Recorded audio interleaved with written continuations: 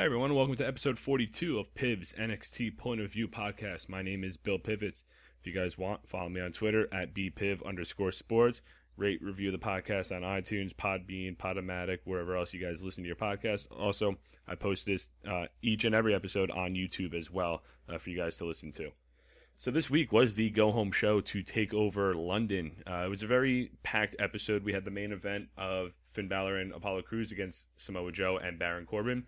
And we had 4 other matches to boot. So the show kicked off with Enzo and Cass versus Corey Hollis and John Skyler. Surprisingly, maybe not actually, Enzo and Cass did not do the usual shtick. No microphones in hand. They walked down, very serious look to their face. So you knew they were going to mean business heading into TakeOver. So Cass pretty much dominated the early going of this match. Enzo caught John Skyler with a huge crossbody off the ropes. Cass then threw Enzo into Skyler in the corner, and then he took out Hollis with a nice big boot off the apron. He went back to Skyler with a sidewalk slam, and then Enzo and Cass won with the assisted diving splash. After the match, Enzo cut a promo saying wrestling is how they put food on the table, and he'll be damned if Dash and Dawson stop them from feeding their families. He called Cass his day one A1, and if you take out Cass, you jeopardize his future, and then you jeopardize Enzo's future as well. They also reference that they've been together for 2 or 3 years and they've grown up together. They've dominated NXT together, kind of thing. Cass had his turn on the mic and he finished up saying that they will get retribution, they will leave them laying, and they will walk out NXT Tag Team Champions. The match itself is whatever. It was 2.5 minutes of just Enzo and Cass dominating as they get ready for TakeOver. But the promo itself, it actually might have been Enzo and Cass's best promo to date.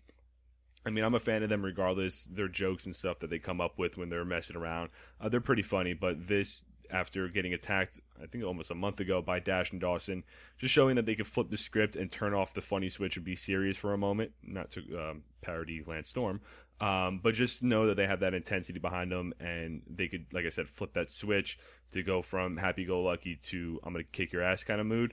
It's really cool to see. Like I said, it was probably my favorite Enzo and Cass promo that I've seen to date.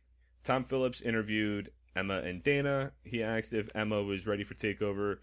She kind of dismissed that and asked why Asuka's had the red carpet rolled out for her since her arrival.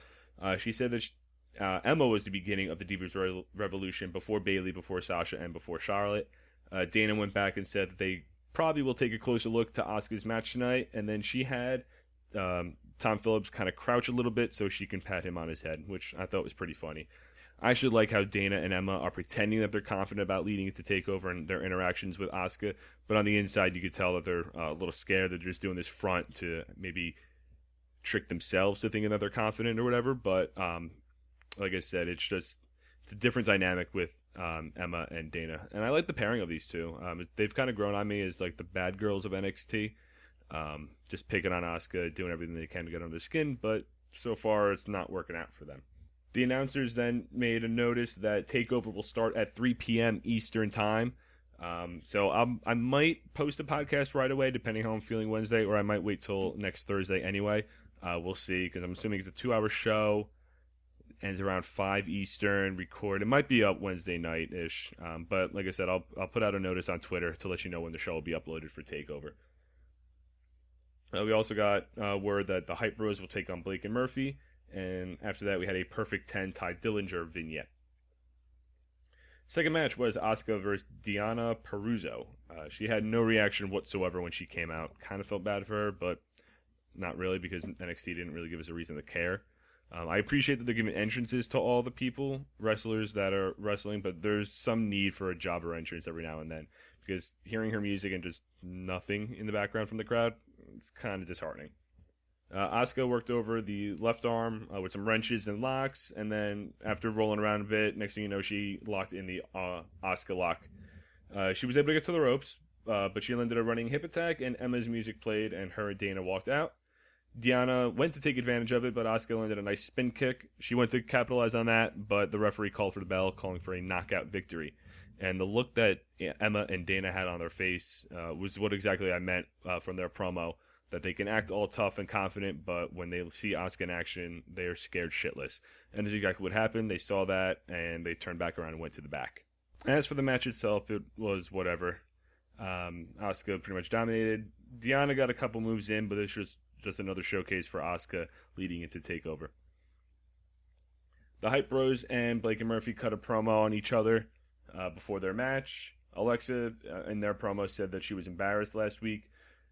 Just a note, Blake looked very metrosexual, I guess, with his cut-up Freddy Krueger sweater. He's got a very strange style. I don't know what he's trying to do. It's very out there. I'm going to put it that way. Before that, we had an announcement that Bayley and Peyton Royce will face off later tonight, and a new Elias Sampson vignette aired. Third match was the Hype Bros against Blake and Murphy, two of my least favorite teams in NXT right now. Graves pretty much spent like a minute or two just ranting on how crazy Mojo is, how he should be in an insane asylum, and just put in like a padded room because he was bouncing around all over the place. Mojo plowed pretty much through both men with shoulder tackles and knocking them down. Ryder landed a double baseball slide while they were on the outside. He then landed a double knee smash and a flying drop kick on Blake.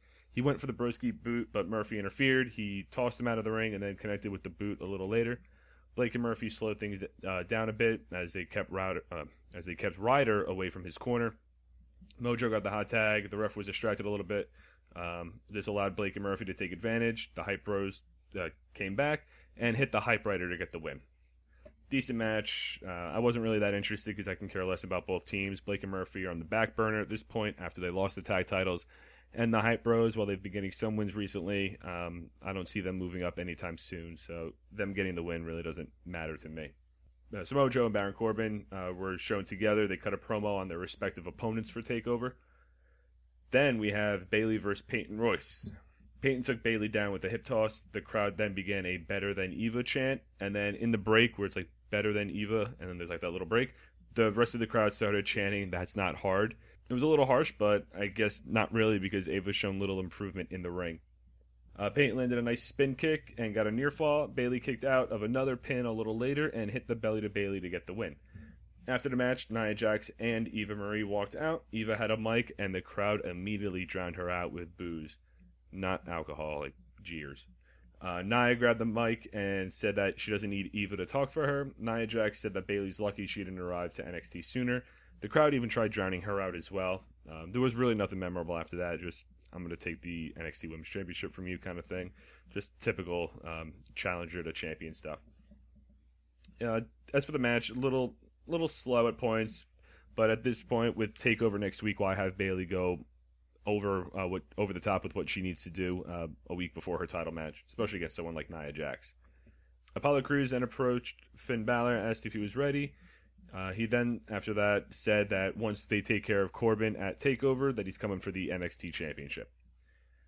We got another Sami Zayn hype video. This time it was referencing his first match on Raw when he took on John Cena for the U.S. title. Then we have our main event, finally, Finn Balor and Apollo Crews against Samoa Joe and Baron Corbin. Before I get into the whole detail of the match, this was a very good match. For the most part, there were some spots that were whatever, but overall it was a very good tag match between the two co-main event matches. Joe and Balor started the match, but as soon as the bell rang, Joe tagged in Baron Corbin. A little later, Corbin did the same thing when Apollo Crews was tagged in. Crews then caught Joe with a picture-perfect dropkick, and they led into a commercial break. Joe and Corbin wore down Crews when they came back.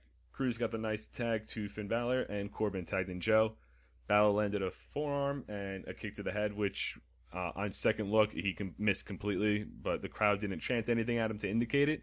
But if you watch it back, you can tell he completely missed that kick. After two running chops, Joe countered and had Balor up in the corner in the Muscle Buster, but Finn Balor reversed it into a nice roll-up. Crews and Corbin fought on the outside. Balor came out of the corner with the sling blade and the shotgun dropkick. He went to the top for the coup de grace, but Corbin shoved him off, and Joe hit a Death Valley driver. He then locked in the Coquina clutch and made Balor pass out again for the second week in a row. Balor apparently likes to spit on himself during this match. It was just, again, he had drool or spit coming out of his mouth when he got put into submission. It's a nice effect, but it's kind of overdoing it at this point. Anyway, it was a very exciting match. I liked it a lot. And I like that they kept the interactions between the two matches, as far as they kept the interaction between Apollo Crews and Baron Corbin very minimal. And, I mean, we had the finish at the end with Joe and Balor, but even their interactions were kept to a minimum as well. So it doesn't spoil TakeOver. It still leaves a lot to the imagination of what they can do next week in London. The only thing is that Cruz and Corbin were kind of pushed to the side towards the ending sequence of this match. They were fighting on the outside. I wasn't really focused on them. It was more focused on Balor and Joe. But, I mean, they are the co-main event to this show, so it kind of makes sense. But overall, it was a very good show. It was a good go-home show. I think there was maybe one too many matches for my liking. Maybe get rid of the Bayley match. Maybe have her cut a promo or something as she prepares for TakeOver. So the 5 matches kind of weighed it down for me. But, I mean, they weren't long matches that it got boring at times. But I think they could have pulled one of those matches and had another hype video maybe for the like Bayley underdog story kind of thing. Just to give her, I mean, she already has the momentum, but just to give her a little boost of confidence as they get ready for TakeOver. As for the Sami Zayn vignettes, I'm of two minds of this. I like that they're promoting him because NXT definitely can use another main event star back on the roster. But also they could have, I think his time in NXT it's kind of over with, similar to what I said, I think last week about Enzo and Cass. But what else does he have to do? He's already won the NXT tag team. He's already won the NXT championship. He's had memorable feuds, memorable matches with Cesaro, Kevin Owens for, I guess, memorable in that sense. I think his match against Adrian Neville was awesome. So what else does he have to do? I guess have a longer NXT title reign. But I would have preferred if he would have either cost Kevin Owens his Intercontinental Championship or maybe like an open challenge kind of thing. I know Cena had that, but cost Kevin Owens or something. Just bring him up to the main roster at this point, because looking at their roster full of injuries, they definitely could use Sami Zayn on their roster as well. The tag division, for me, it's slipping a little bit. Like I said, Blake and Murphy are in the back burner. They're waiting their turn to get back to the championship again. The Hype Bros are a job team. I mean, you got Chad Gable, Jason Jordan on their way up. Dawson and Dash, the tag team champions, but they still got a lot of work with them. Enzo and Cass are possibly on their way out of NXT within the year or so. Shows just very, very minimal tag teams. I mean, it's better than what they were 2 years ago, but with some of those teams, it's not where it needs to be or where it was maybe even 6 months ago. And then the women's division, again, that's another division that's fallen off, obviously, when you bring up 3 talents like Becky, Charlotte, and Sasha. But you have Bayley still doing her thing. You have the secondary feud between Emma and Asuka, which is definitely having a nice foundation for the roster. But after that roster is pretty depleted as well. So NXT's in, I don't want to say bad shape, but they're definitely in a rebuilding period, I guess, with all the call-ups and injuries and everything like that. So the roster's a little thin too, but they definitely have, I think they have a better outlook on life than the WWE main roster. But that was episode 42. I'll be back next week with episode 43 reviewing NXT TakeOver London. Like I said, keep following me on Twitter at bpiv_sports. I'll let you know what I'm doing about my podcast next week, if I'm going to do it right after TakeOver or wait until the day after. I haven't decided on that. But other than that, peace.